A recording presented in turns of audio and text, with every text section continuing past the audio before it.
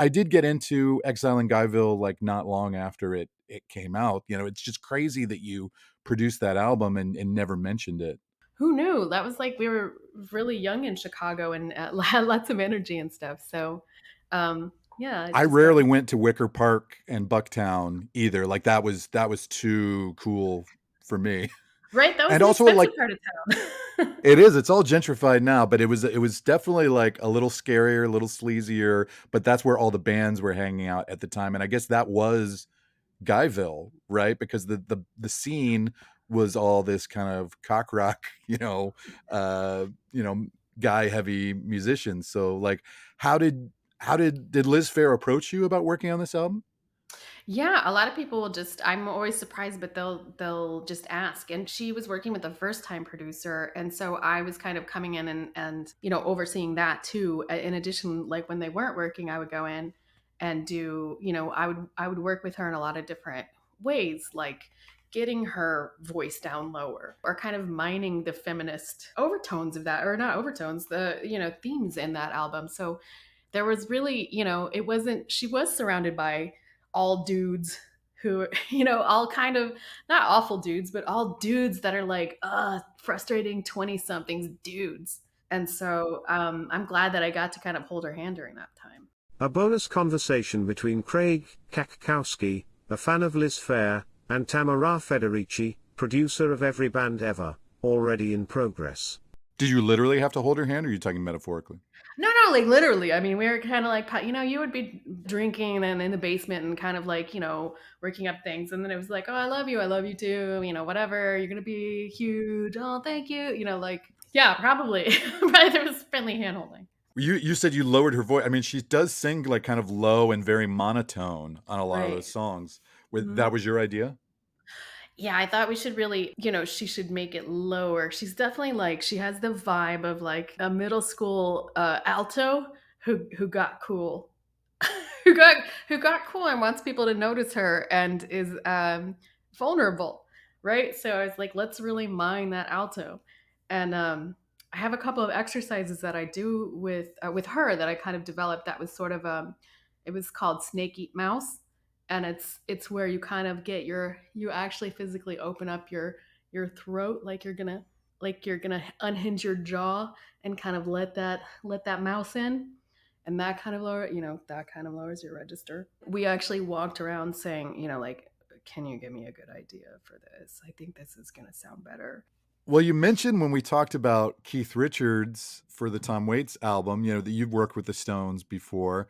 And so Exile in Guyville is supposedly like a song by song response to the Stones' Exile on Main Street. So like there's 18 tracks, I think, on both albums. It kind of tracks in some places, like Never Said is the fifth track, Tumbling Dice is the fifth track on Exile in Main Street. They were kind of like both like the singles and like the poppier song. So like is that true, and how much thought do you put into sequencing an album of what track should follow what track?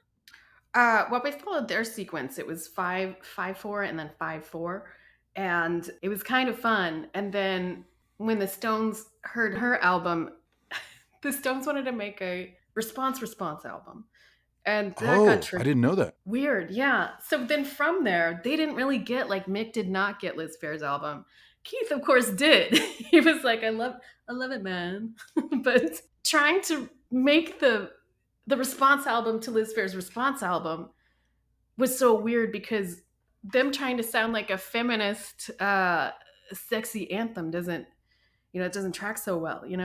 So that album never came out? It didn't. We had a lot of, I mean, it's just tonal differences, right? They're both sexy albums, but they're like rocks off or something. And translating Liz Phair, she talks about dogs and things like that. It would be like, I want to cream on your dog or something. And it was like, that's not, I don't Oh like yeah. that.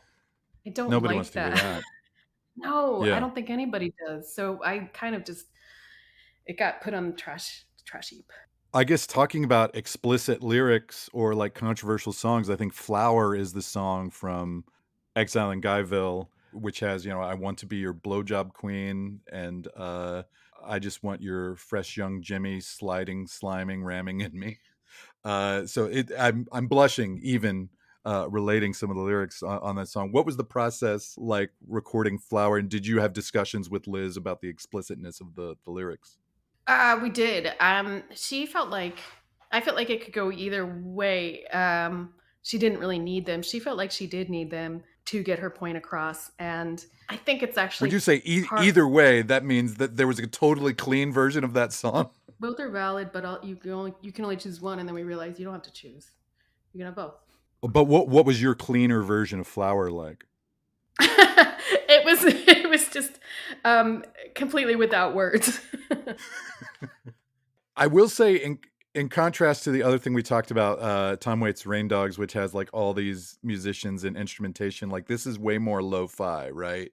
A lot of it is just her and guitar, or her and guitar and drums, maybe. Like, what was the decision to like strip this one back? Well, she actually wanted the I'm maybe a lush sound. She wanted the things put around her vocals. She wanted music put around her vocals. So it kind of just follows that. You know, I wanted to have a little bit more ocean sounding, and her sounds more, like what she's known for, which is, depressive. It's angst.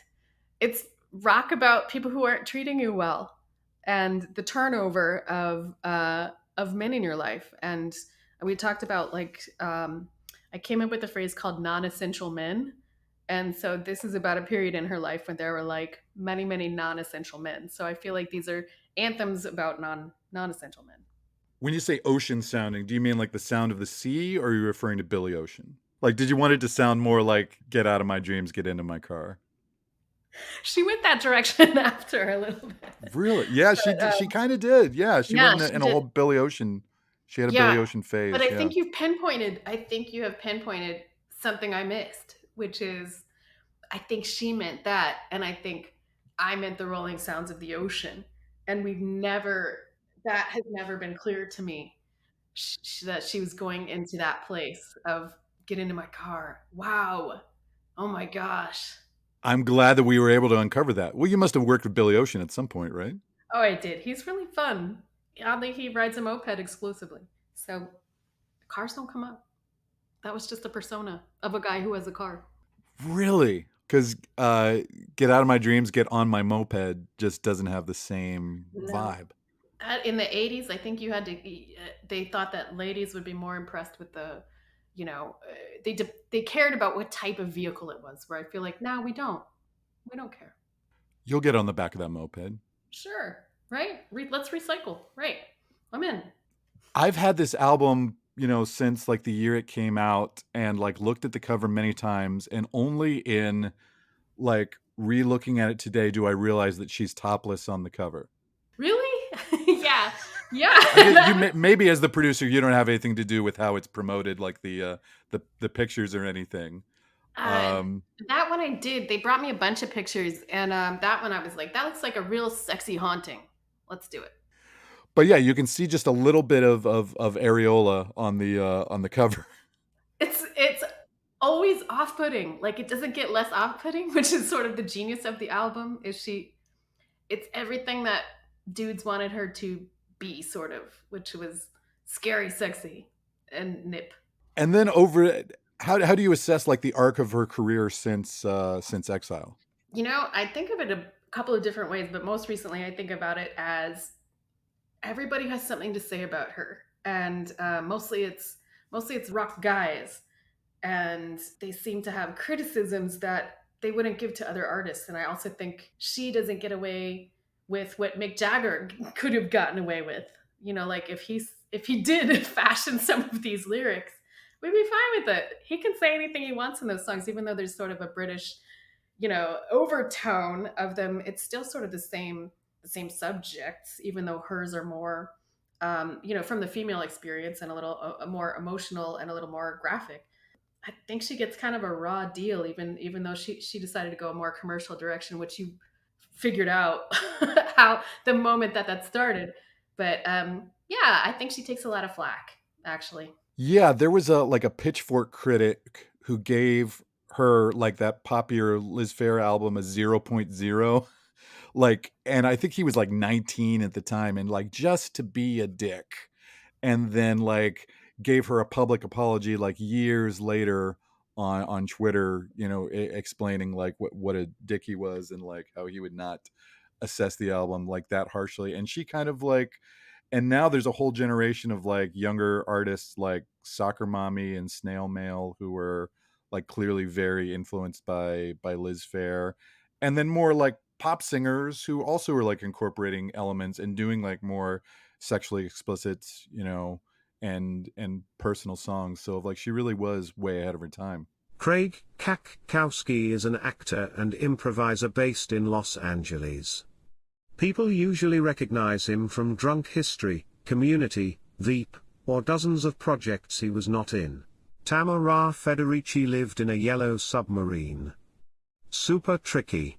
The producer and editor is Will Velasquez. The audio engineer is Clark Jackson. Executive producers, Carl W. Adams and Tamara Federici. Goodbye 2022, and hello you. Kazoo Sound. Follow on Instagram at every band ever.